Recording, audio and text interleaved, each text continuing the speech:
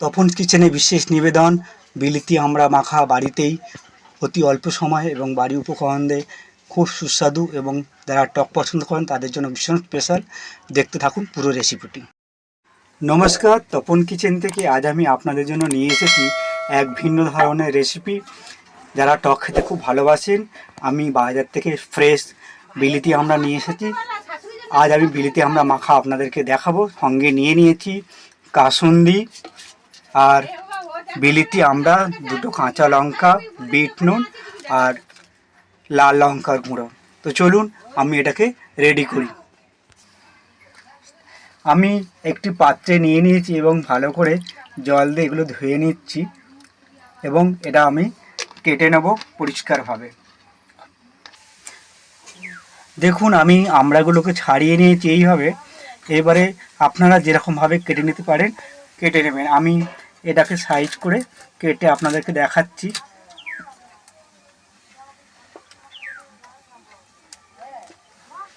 দেখুন এইভাবে আমি কেটে নিচ্ছি। আপনারা চাইলে লম্বা লম্বাভাবে কাটতে পারেন। আমি এগুলো সাইজগুলোকে আরও ছোট করে কেটে নেব। দেখুন আমি এইভাবে কেটে নিয়েছি। সঙ্গে দিয়ে দিচ্ছি দুটো কাঁচা লঙ্কা আর দিয়ে দেব ওর সঙ্গে বাজার থেকে আনা ফ্রেশ ধনেপাতা কুচি।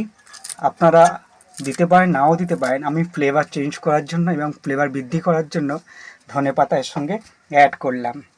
দিয়ে দিচ্ছি বিট নুন পরিমাণ মতো, যেমন আপনারা নুন পছন্দ করেন সেই রকম দিচ্ছি। সঙ্গে দিয়ে দিচ্ছি এর সঙ্গে সবথেকে মাস্ট ইনগ্রেডিয়েন্টস, যেটা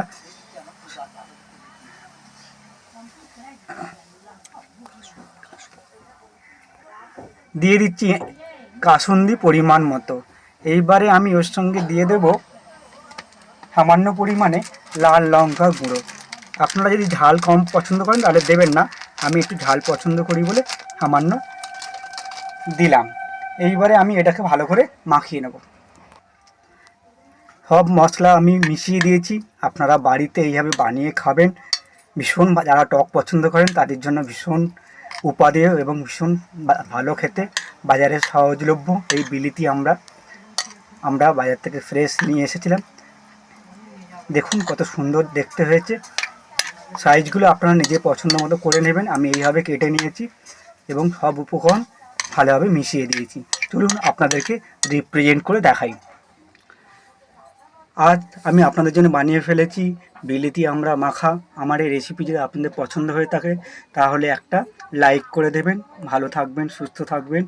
দেখা হবে অন্য এক ধরনের রেসিপি নিয়ে আপনাদের সামনে উপস্থিত হব। ধন্যবাদ।